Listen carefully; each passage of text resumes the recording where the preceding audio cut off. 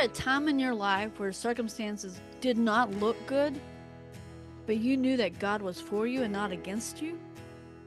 Oh, yes. These last 3 years, it has been a true test. It has been a trial for my entire family, myself, my husband, my two children, the grandchildren. We all just went through it where the enemy was just relentless. And there were times when it seemed like the enemy was winning.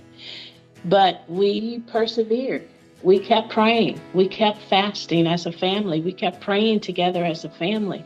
We kept reminding the Lord of his promises, just as he says. He says, put me in remembrance of what I have spoken to you, what I have promised to you. And we did that. And we just held on to the word. We held on to his hand and we didn't give up and we prayed. The word says that we walk by faith and not by sight. And we definitely had to do that, even when it did not look like God was on our side, even when it did not look like we were going to win. But God showed that he was good. God showed that we had the victory. God vindicated us.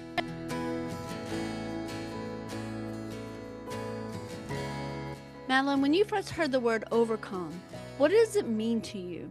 And how can we live it and walk it out today?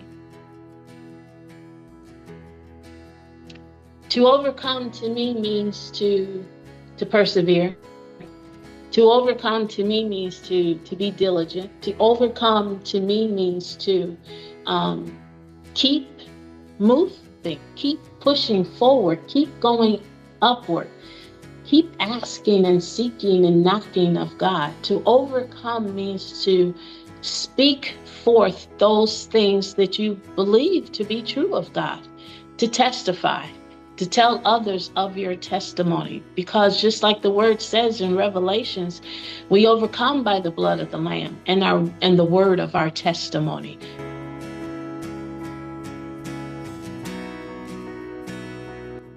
Are there lies that the enemy has spoken to you that you have believed to be true that you had to come out of alignment with? And if so, can you share that with us? Yes. One huge lie was that my voice was not needed, that I did not need to be heard, that I had nothing to contribute, nothing to say, that my voice was small and insignificant. And so it wasn't until, I began to dig into the word of God where, the word of God says to cry loud and to spare not. The word of God says to share our testimonies. The word of God says to where Paul asks, he says that I might speak boldly as I ought to speak, not holding it in. And so therefore I had to come out of agreement and